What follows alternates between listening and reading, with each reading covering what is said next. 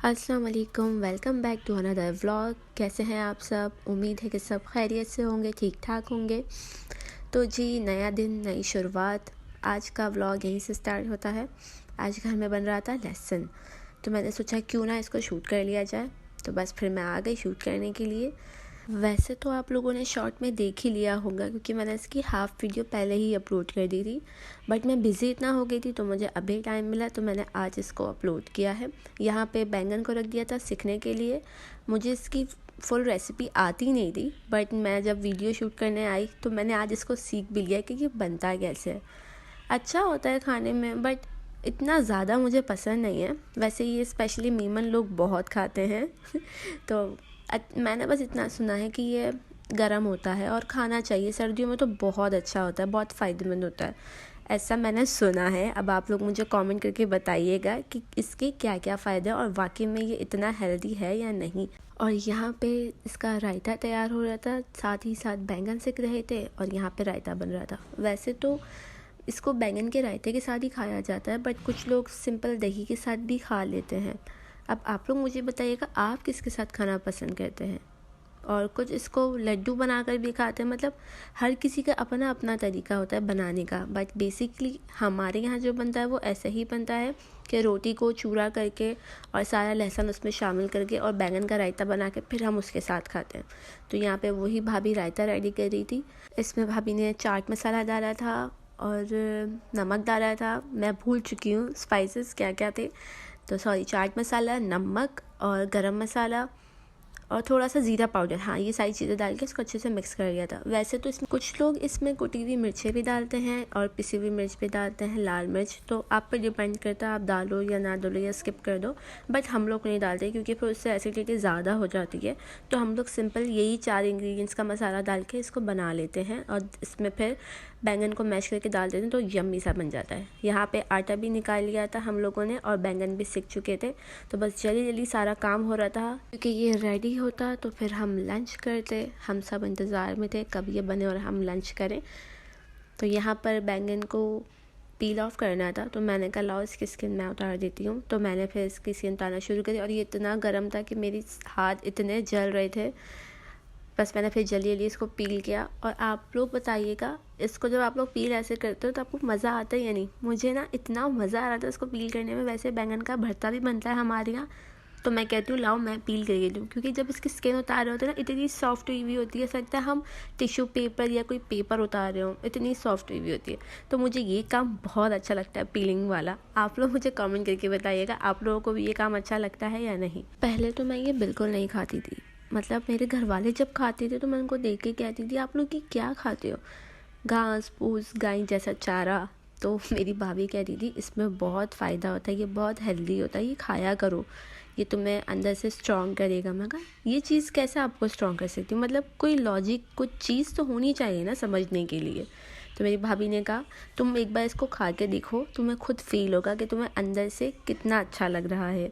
ये इतना अच्छा है सर्दियों में कि तुम्हें सर्दी भी नहीं लगेगी। मैं कहा तो फिर इसका मतलब मैं बगैर जैकेट के सर्दियों में बाहर जा सकती हूँ। मेरी भाभी ने कहा बेवकूफ़, अब ऐसा भी नहीं है, इसकी तासीर गर्म है, इसको खाने से इंसान को अंदरूनी गरमाई मिलती है। जिस तरीके से बैंगन गर्म होता है, इस तरह लहसुन भी गर्म है, ये बहुत फ़ायदेमंद होता है, तभी ये सर्दियों में आता है।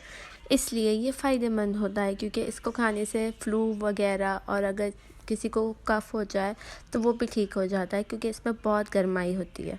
मैंने कहा अच्छा, अब जाके मुझे समझ आया। फिर उस टाइम के बाद से अब तक मैं खाने लगी हूँ ये।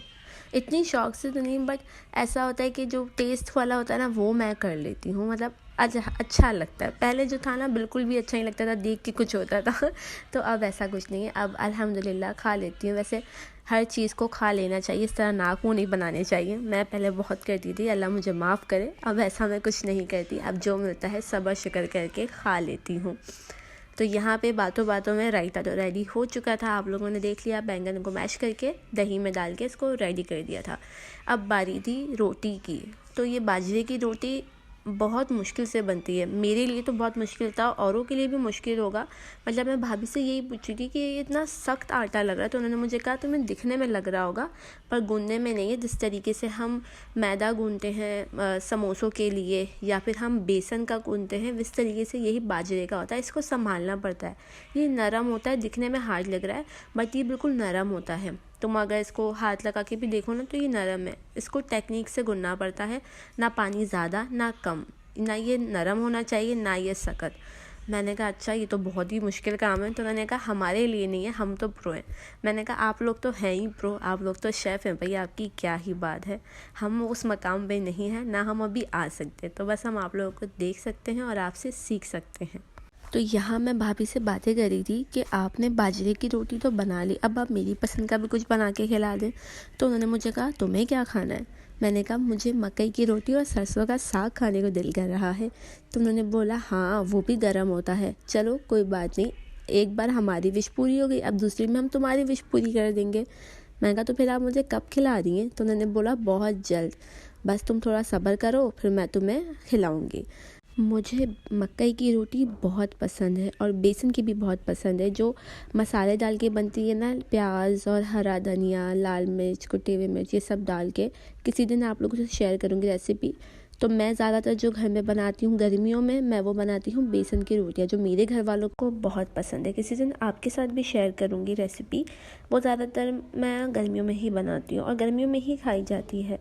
और बाजरे की रोटी ये तो बस सर्दियों में ही बनती है और ये मुझे आती नहीं है, तो इसलिए मैं सीख भी रही थी कि ये कैसे बनती है। मुझे बहुत मुश्किल लगा इसको बनाना, तो मैंने भाभी से कहा ये आप ही बनाइए, मेरे बस का बिल्कुल नहीं है। हम यहाँ बातें कर रहे थे तो साथ ही साथ हमारे 2 छोटे शेफ अपना ही खाने में लगे थे। ज़रा देखिए क्या बन रहा है। क्या बना रहे हो? आलू गोश्त। जल्दी बनाओ।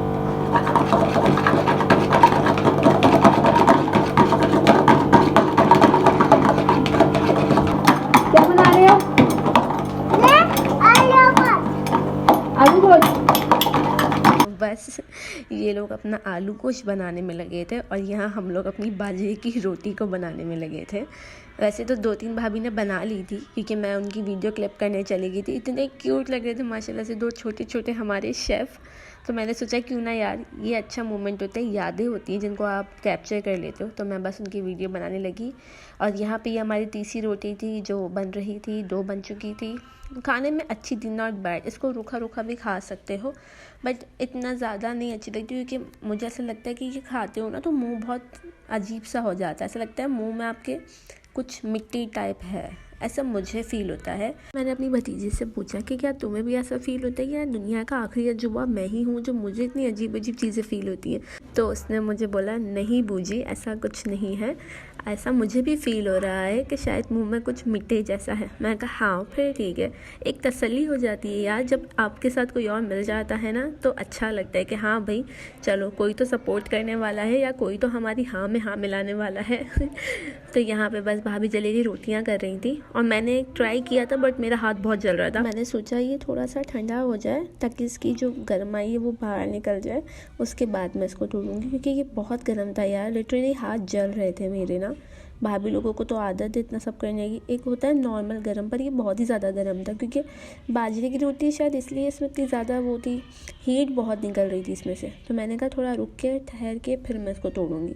तो भाभी ने कहा चलो ठीक है, जब तक मैं रोटियां बना रही हूँ तुम सेको और ये मैं तुम्हें देती हूँ, तुम ये तोड़ो।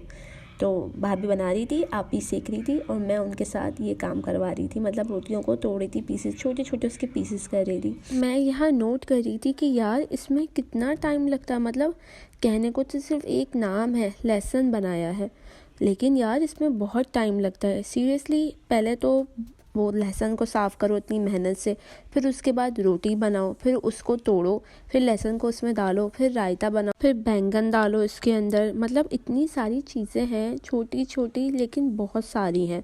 एक बंदे का तो ये काम नहीं है भाई, कम से कम 2-3 बंदे साथ हो तो ईजी हो सकता है। और यहाँ पे भाभी कुछ बता रही थी तो ज़रा सुनिए। घी डालना घी डाले, जिसको तेल डालना हो तेल डाले, मर्जी अपनी। अब क्या होगा इसको? ये दम पे जाएगा। बस तैयार है। कितनी गायों को खिलाएंगी आप? जितनी खाना चाहें। हमारे घर की सारी गायें अब ये चारा खा लेंगी और इससे ताकत आ जाएगी। अब इसको हम थोड़ी देर के लिए दम पे लगाएंगे।